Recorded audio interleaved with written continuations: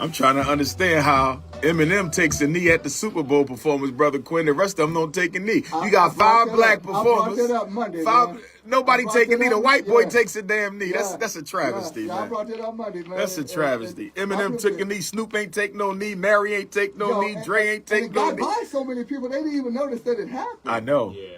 I know. I've had an opportunity to talk to this brother once before, and I'm telling you, blew me away. I'm talking about this guy. The keynote speaker is Dr. Umar Jhonson, who is a certified school psychologist, a doctor of clinical psychology, and an author. I know why. Psychology is his thing. This man got a mind and can get your mind right if need be, all right? So let me just say to all of you all, please welcome the one and only Dr. Umar Jhonson. Dr. Jhonson, how are you feeling today, sir?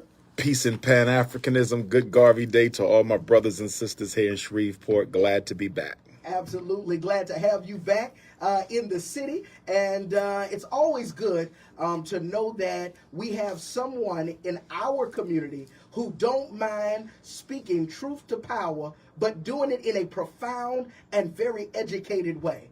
And Dr. Jhonson, I just want to say thank you for being a voice, not just, in our country, but in our world. You're celebrated everywhere. Everybody loves the work that you do. So again, I want to say thank you for what you do. Now, Dr. Jhonson, you're here, and you're here in the city to be a part of the State of Black Shreveport. And their theme this year in the State of Black Shreveport is dealing with social justice reform. What do you think about that, Dr. Jhonson? Social justice reform is a very important issue in our community.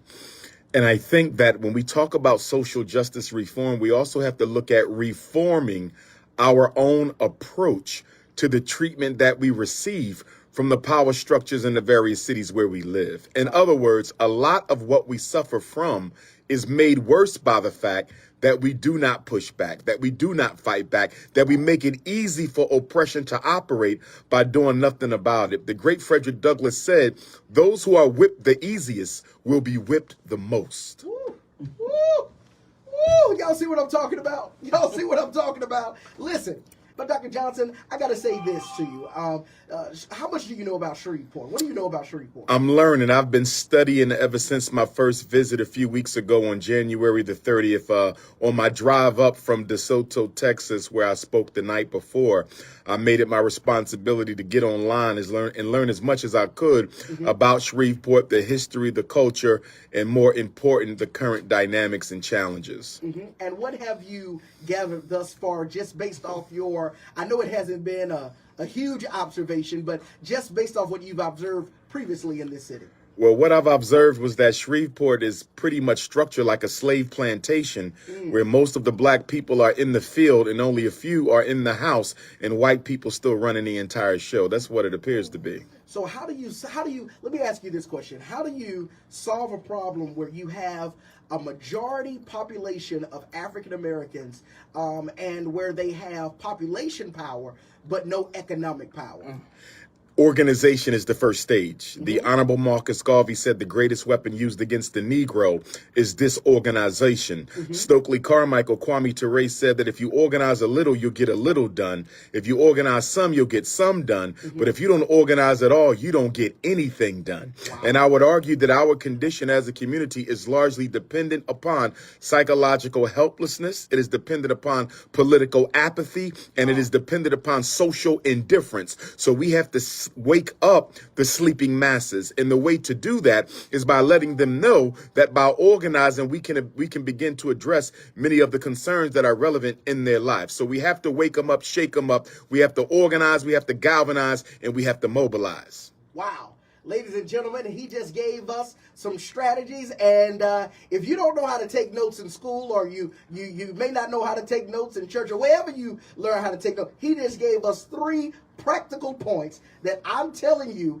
it is important that we must really hear. But the main thing that he said is organize. Now, I got something to say about that, and I got a question for him. You've traveled all over the world, and you've spoken in so many places, and of course, you've always spoken to our community. From what you've seen abroad and what you've seen here, can you tell us what are some of the things that get in our way of becoming an organized people? I think one of those things can be religious differences. Obviously, religion in and of itself is not the problem. It's how we use it. And when I travel the world, I find that there's a lot of brothers and sisters who believe that they cannot organize with people who don't pray the way that they do or believe the way that they do. So we have to understand the challenges that face African people, American African people, transcend our religious beliefs, and that if we really believe in a supreme being, we should have no trouble working with other brothers and sisters who were likewise created by that same supreme being. So we have to be able to respect each other's religion, respect those differences, agree to disagree spiritually, but politically and economically, we must be united as one fist. Wow, that is absolutely phenomenal. And let me just say to all of you all, Dr. Jhonson is not only a celebrated speaker, but he's also an author. Dr. Jhonson, can you talk about your book real quick? Yes, sir. Black Parent Advocate, 500-page book that I wrote. Very proud of it, that helps parents respond effectively to the many tricks and tactics that public schools use to try to special educate, medicate, and evaluate children unnecessarily and prematurely. And so by reading that book, a lot of parents here in Shreveport and throughout Louisiana will be in a much better position to advocate for their child. Wow. How can people get, some people may not make it tomorrow, but how can people get their hands on that book? They can order them from my website, drumarjhonson.com. And to your listeners who live in Savannah, Georgia, I'll be there on Wednesday the 23rd, in Jacksonville, Florida on Thursday the 24th. Wow, I'm telling you, ladies and gentlemen, Dr. Jhonson has taken time to sit with us today. I know he is going to be moving around the city all day today, and not only he's going to be moving today, but he's even going to be moving through the city tomorrow. And let me just say to all of you that are listening to me right now that we definitely need to pick up the phone and we need to call and we need to find out more information about where he is and on his calendar and things he's doing, because we want to be a blessing to what it is that he's doing. Now, he spoke about one of the things that keeps us disorganized is some of our religious differences. And when he said that really pressed upon me, because a lot of us don't come together because we are afraid of what each other believe. And that is something that I'm not here to try to be, the person that's speaking. This Dr. Umar, that's what he's here to do. But Dr. Umar, can you go back to that real quick? Because I know there's probably 100 pastors that's listening right now. I know we have, if I don't know anybody else is listening, I know pastors are listening right now. Can you elaborate on that a little more and expound? Because some pastor may need to hear that revelation that you have as it relates to religious differences. Absolutely. And when we look particularly at the black church within the African American community, one of the things that I have seen that have also contributed to us not working together is even when pastors are religiously homogenous, they agree on the spiritual system, they can also still end up being at odds because they're fighting for membership. They want to increase the congregation. So sometimes the need to want to have the biggest church or a better church prevents them from working with another pastor who may be just as effective as they are. And then you also have to talk about the money tree. Wow. And so a lot of pastors will also fight over each other or with each other because they want to make sure that they are not in any way undermining the collection plate on Sunday. So we have to stop putting the money before the progress of the people, and we have to stop putting the size of the congregation before the progress of the people. Wow. I mean, when this guy speaks, it's just like the statements are so plain, the statements are so direct, the statements are so you just can't come back and rebut. Dr. Jhonson, growing up, were you a part of any type of debate team or anything like that? No, sir. Black history class in 4th and 5th grade, 6th grade, I found out I was related to Frederick Douglass, and the rest was history. That's all you need. You just need a connection. I'm just saying, and you can hear all of it in his voice. I heard you talking over there when you told them they were still enslaved. I said, oh Lord, it's my 4-5 Ricks that have more on I-20 right there. Like, oh Lord, they still got me. I thought I got away. I said, oh, I gotta mess with it with a video on that one. Hold on 1 second, sir. Hold on. Cut it out, Brother Quinn. Cut it out. Because each one of them go take at least about 30 minutes. We wouldn't want to shortchange it if they were anybody. You know what I'm saying? No, it's all good. But you know what I love about the radio interviews, Brother Quinn? Come on. They force you to consolidate your message. yeah. You Oh, follow yeah. me? Oh, you know It's I an know. exercise Yes. in verbal Yes. efficiency. Yes. You know what I mean? Yes. Yes. Oh, well, and you use the word efficiency on my side of it. If I'm trying to teach someone, I would call that word economy. Which is one and the same. Yes, sir. It's Yes, one and the sir. same. Yes, sir. Because Yes, at sir. the end of the day, you know, it's about getting your point that you thought you wanted to make. See, I said that. Yes, sir. But unfortunately, time ain't on your side. Yes, sir. Right. Yes, and sir. So you realize real quickly that it's get to the point that you're trying Yes. to make, and then if it happens to be a little extra fluff, Yes. then it's cool. If y'all were listening, kind of with my callers, they're having fun. Oh, I'm on. I got a beginning, a middle, and an end. Yes, sir. It's packaged. Yes, sir. Here you are. Here's what I'm doing to you. Bye bye. Here you are. Yeah. Bye bye. Yeah. If you're listening, it sounds like a lot of stuff. Yes, going sir. on, Yes, but sir. It's really quick. Yes, sir. It's really quick. Yes, sir. Yeah. So. Nothing worse than a caller who don't know what they want to say. Yeah, like the last one, I really literally had to help her. Is this the radio station? I'm like, okay, now I gotta play with your mind just a little bit, and say I won't make that call no more, without knowing, But it's not to insult anybody. It's just Dr. Umar Jhonson. First off, sir, welcome. Thank you. Glad to be here. Yeah, man. I have had the opportunity of catching you a few times on the tube and sat back and said, you know what? My man is really thoughtful, insightful, inspirational. Never knew I was going to have the blessed opportunity of actually meeting you and shaking your hand. Tell me a little bit about what you're going to be focusing on this weekend, a little bit about what you think about the city of Shreveport, all of that, in maybe a condensed version. Absolutely. Great people in Shreveport. Only been here once, a few weeks ago, January the 30th. Had the privilege of speaking at Booker T. Washington High School. A lot of love, a lot of messages, a lot of emails, a lot of inboxes from the brothers and sisters here in Shreveport and the immediate vicinity. Tomorrow, being an educator, being a psychologist, I'm definitely going to focus on what I refer to as the psychoacademic holocaust, which is the 6 stages of death, commonly referred to in the media as school to prison pipeline. That's miseducation, special education, psychiatric medication, juvenile incarceration, psychological frustration, alienation, and premature extermination. See, y'all, you notice I paused. I want to make sure you Cut it out, brother Glenn. You kind of Quinn, got I'm all of that inside the mind. Let it kind of illuminate there a little bit for a second. So, are there? I just got to go there. Are there books coming out about this kind of thing? Because you said it so eloquently. Yes, sir. You got to have some books coming. Yes, out. sir. Yes, sir. The one book that I have with me here in Shreveport is called Black Parent Advocate, The Art of War for Dealing with America's Public and Charter Schools. Right. That book focuses, Brother Quinn, on preparing our parents to be more effective when they go into the school to advocate for their child. Most parents don't know what to do when the school says he needs medicine or he can't come back. Most parents don't know that's illegal. When the school says we want to be evaluated for ADHD, most parents don't know that you can't prove ADHD objectively. When they say that we're going to expel your child for a given set of behaviors, some parents don't know that the behavior in question may not even be an expellable offense.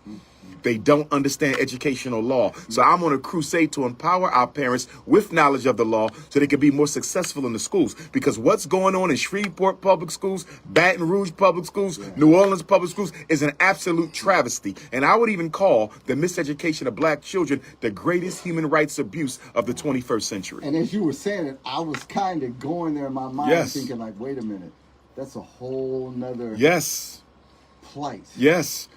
Every time a black person is murdered, Brother Quinn, I think that the local school district should be indicted as an accomplice to the crime. Because if you don't miseducate the child, they never get to a point where they end up being incarcerated. Incarceration is a function of economic desperation. It's a function of psychological deprivation. And it's a function of a lack of social liberation. Oh, man. So, how long are you staying in town? As long as necessary, Brother Quinn. We got to wake them up. You got to wake them up. With this kind of thing, see, we can't do this. The soul of the black man and woman is sleeping. It's sleeping, Brother Quinn. A lot of our people have psychologically checked out because the lack of gains that we did not see during the Obama era led to political depression in the black community. And now Joe Biden is following right up with Barack Obama, having done nothing for black folks. So a lot of us are just going to go back to sleep and say, see, I got hype. I woke up for Obama. I woke up for Joe Biden. Neither one of them delivered anything to me, so I'm just going to go back to sleep. We can't allow them to go back to sleep, because when we go to sleep for decades. We go to sleep for millennium. And when we wake up, we're in a worse situation we're in than before we took the nap. We can't afford to sleep anymore. Yeah. Wake up and stay up. So y'all, I mean, you're listening right now. I know you turned the radio up a little bit there. I know you did. I felt it. Tomorrow, the state of Shreveport. This man's going to be the featured guest speaker. How can you afford to miss this? I got a funny feeling that these words of inspiration and wisdom are priceless right now. Absolutely, Brother Quinn. In the conditions that we're living in right here in the 318 for sure. And we also, Brother Quinn, got to recognize that the black bourgeoisie bears a significant portion of the responsibility for the struggling of the black underclass, because the white power structure after the assassination of Dr. King, April 4th, 1968, the white power structure reinvented itself by adding Negroes to its circle, who would be the go-between between them and the black folks in the ghetto. So you no longer get to approach the white power structure because the black watchdogs are the first people in your face. Yeah. So, man, I kind of need my job now. So you hit them so hard right now. They said, get off me. It's true, Brother Quinn. It's true. It's true. You can't name a problem in black America. From Shreveport to Philly, from Brooklyn to Houston, you can't name a problem that white America has not introduced into black America that does not have a Negro that serves as the go-between, the liaison between the power structure and the black community, which is why I would argue that we really don't have black leaders. We have black deal brokers. They don't lead us anywhere. They just broker deals between the black poor and the white overclass. In other words, they distribute crumbs. They go to the master, they bring a crumb back. We get mad, they bring another crumb back. They a bunch of crumb snatchers, Brother Quinn. Crumb snatchers. We go to music. Can you hang out with me by 5 more minutes? Let's do it. Let's do it. More old school and more R&B. Time to do it. Oh, yeah. That was it, right? Crumb snatchers, Brother Quinn. Crumb snatchers. I got to explain it. Massa, he didn't know what he said, man. Cut it out, Brother Quinn. Cut it out. I ain't worried about that. I run this. I run all of this. Cut it out. Millions. I ain't worried about that. Cut it out. Cut it out. I'm the one that, my phone ain't gonna ring. Now, his phone might ring, but my phone ain't gonna ring. Nah, CJ can handle it.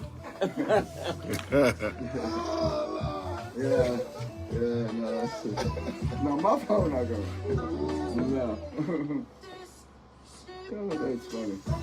I'm trying to understand how Eminem takes a knee at the Super Bowl performance, Brother Quinn. The rest of them don't take a knee. You got 5 black performers. I brought that up Monday, nobody take a knee. The white boy takes a damn knee. That's a travesty, man. I brought that up Monday, man. That's a travesty. Eminem took a knee. Snoop ain't take no knee. Mary ain't take no knee. Dre ain't take no knee. It got by so many people, they didn't even notice that it happened. I know. Yeah. I know.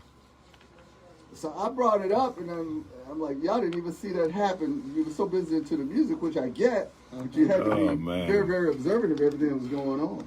Oh, man. If they had took over the Capitol building like they tried to do, what was they going to do the next day? Good question. What were you going to do the next day? I guess they was going to escort Trump back in the office. I mean, you know what I'm saying? and what comes with that? Why would I was asking the same damn thing. I'm like, yeah, sure you were. But in a way, maybe they were. Because, you know, if you really step back and look at it and say, well, if you're going to reorganize the power structure of the country, what are you going to end up with? Exactly. Chaos. And they got slaps on the wrist for that. If black folks would have done that, we'd have been mowed down like dogs. Yeah, it would have been, we would have been. A carnage. Yes. A carnage. So terrorists. It would have been so ugly. They never used the word terrorist with them. Nah.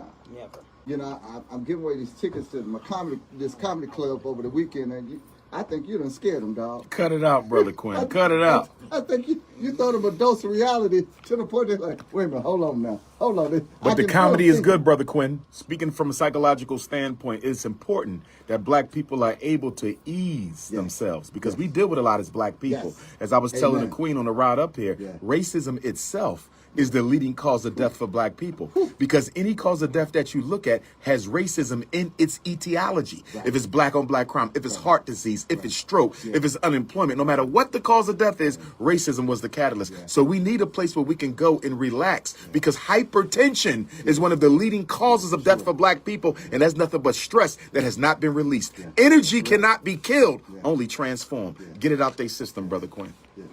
Comedy therapy. Comedy as therapy. Man, your folks got to be proud of you. Actually, my family think I'm crazy because they're trying to find out why somebody with 6 degrees and a doctorate is running around here being a hellraiser instead of being a successful part of the black bourgeoisie. Boy, I would like to be a fly on the wall at that family gathering. What's wrong with you? What happened to you? That's all good, man. So, give me an idea of what you say you've done a little research in reference to Shreveport and that kind of thing. Yes, sir. Well, what's your analysis of Well, one of the things that bothered me when I came here on January the 30th was on a website for the school district. There was a picture of some national semifinalist students who had excelled in a given area. And it was about maybe 12 to 16 students on the school district's website. And not one of them were black in the photo. So that bothered me because the school district that's predominantly black in terms of its student population, why do you have a poster on the website celebrating successful students, which is okay, but not a single African was amongst them? So what that's telling me is we don't care if the black children succeed as long as we have any child that's able to succeed. Miseducation is the most important part of marginalization, and it is the most important part of mass incarceration. If the schools don't fail, prisons cannot win. Say that one more time. If the schools don't fail, prisons cannot win. You can't miss this brother right here tomorrow.